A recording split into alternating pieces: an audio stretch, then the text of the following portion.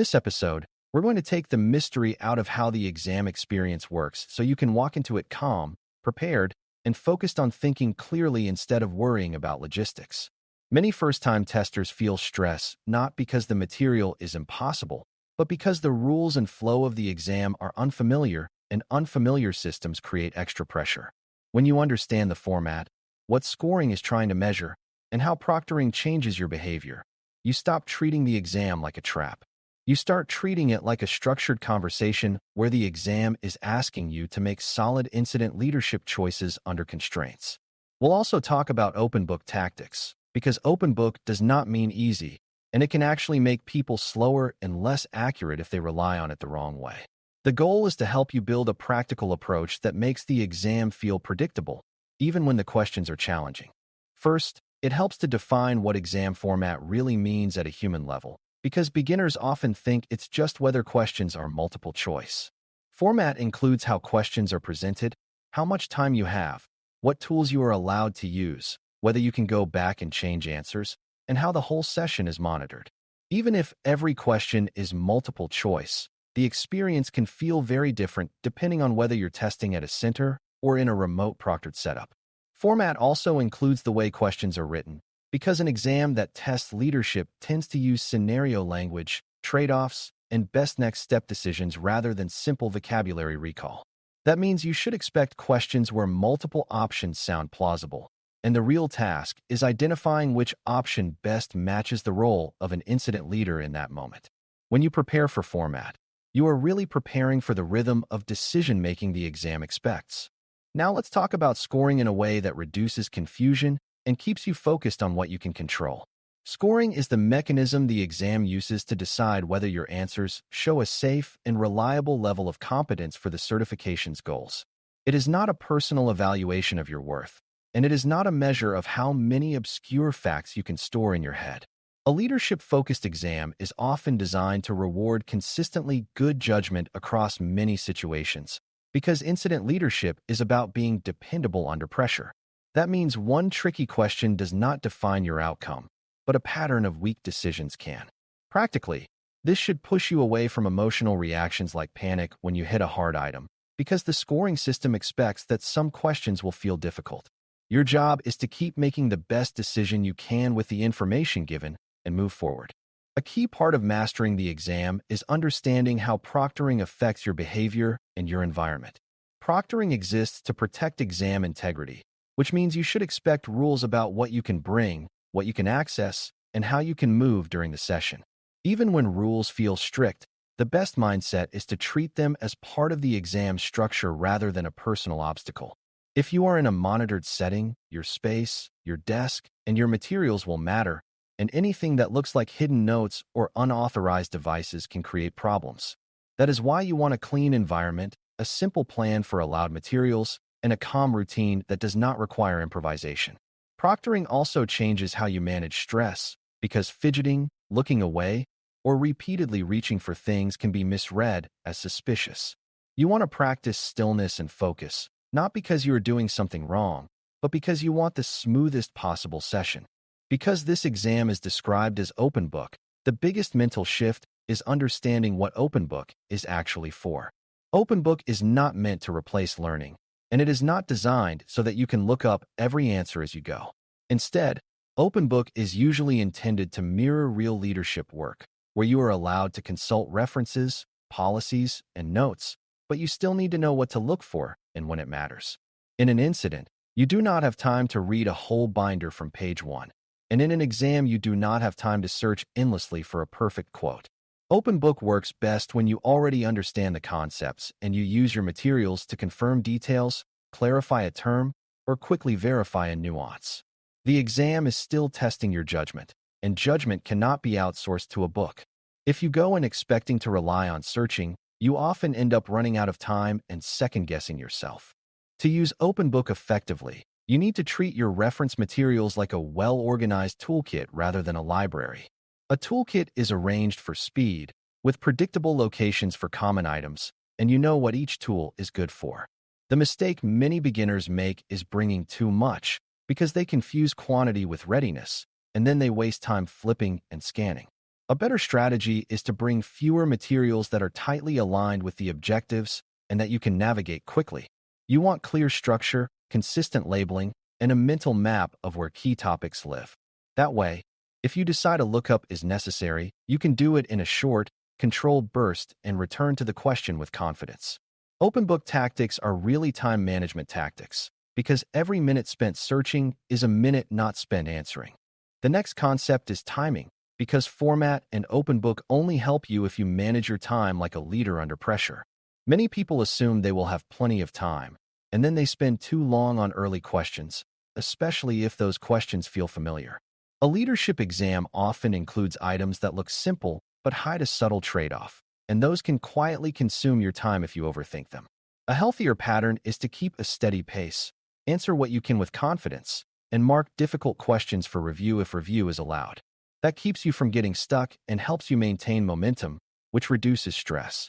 Momentum matters because stress harms reading comprehension, and a stressed brain starts missing key words like best, first, most appropriate, and primary. Your time plan is part of your accuracy plan, not a separate concern. It also helps to understand the kinds of question traps that show up in exams built around incident leadership. One trap is the action hero option, which sounds decisive and dramatic but ignores process and creates risk. Another trap is the over-technical option, which dives into details that might be useful for a specialist but are not the incident leader's immediate responsibility. A third trap is the overly vague option, which sounds nice but does not actually change the situation, like telling people to communicate better without defining what must be communicated and why. The exam often rewards answers that create structure, reduce ambiguity, protect evidence, and align actions with business impact.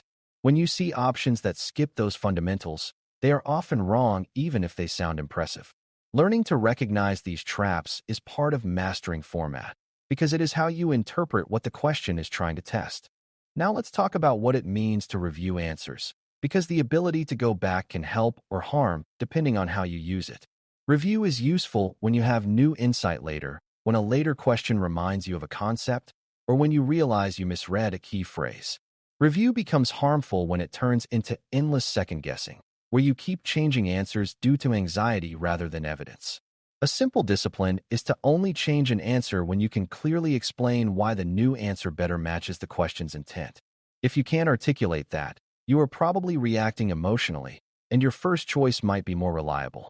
Another discipline is to avoid overusing open book during review, because fatigue increases the temptation to search, and searching, while tired, often creates confusion. Review should be targeted, not a second full exam. Another major part of proctoring readiness is controlling the small logistical risks that can ruin a good testing day. If your setup is remote, the environment needs to support uninterrupted focus, which means stable connectivity, a quiet space, and a plan to avoid interruptions from people, pets, or notifications. If the setup isn't a testing center, you still have logistics, like arriving early enough to settle, knowing what identification is required, and being ready for security checks. What matters for a beginner is that you do not want your first experience with those procedures to be on exam day. Even if you cannot fully simulate the environment, you can rehearse the flow in your mind and remove avoidable friction.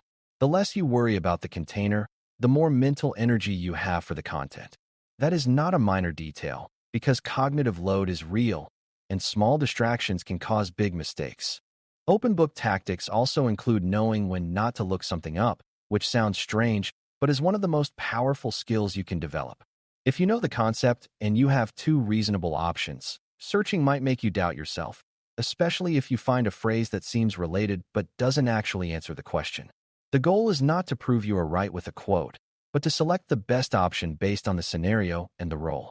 A good rule of thumb is that you only search when you can name exactly what you need, such as a specific definition, a specific relationship between ideas, or a specific constraint you think you might be forgetting.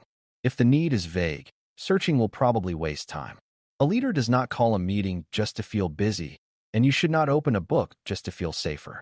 Another tactic is learning to read questions like a leader instead of like a student trying to please a teacher. A leader looks for the goal, the constraints, the current phase of response, and the highest risk mistake. If the question is early in an incident, the leader cares about situational awareness, evidence integrity, and clear roles, because acting too quickly on bad assumptions can cause irreversible harm. If the question is later, the leader cares about recovery priorities, stability, and communication, because rebuilding trust and operations becomes central. The answer that fits the phase and the role is usually correct, even if another option sounds technically smart. This is why format mastery matters, because many questions are not asking for the most technically advanced action, but for the most appropriate leadership action given the moment. Once you adopt that viewpoint, your accuracy improves without needing more memorization. Finally, it's worth talking about psychological tactics that are still practical, because exams are partly about keeping your thinking steady. One simple technique is to pause briefly when you feel your stress rising and reset your pace, because rushing increases careless errors. Another is to treat each question as independent, because a rough question early on can poison your mindset if you carry frustration forward. It also helps to remember that open book is a support, not a crutch, and you will perform better if you trust your preparation and use references sparingly. When you finish, you want to feel like you managed the session, not like the session managed you. That sense of control comes from knowing the format, respecting the proctoring rules, and using open book tactics strategically rather than reactively. As we close, the big message is that exam success is not only about knowing incident leadership concepts, but also about navigating the exam container with calm discipline. Format tells you the rhythm of the session, scoring rewards consistent judgment, proctoring demands an organized and compliant environment, and open book tactics require speed and selectivity. If you prepare for those realities ahead of time, you reduce stress and free up mental energy for the work that actually earns points, which is making sound decisions in the scenarios presented.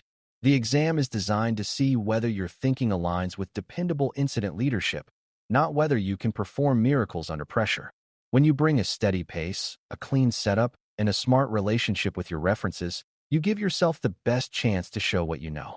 That is what mastering this side of the exam is really about, and it turns the whole experience into something you can approach with confidence instead of dread. Thanks for listening. For more audio courses, daily newsletters, and more, please visit baremetalcyber.com.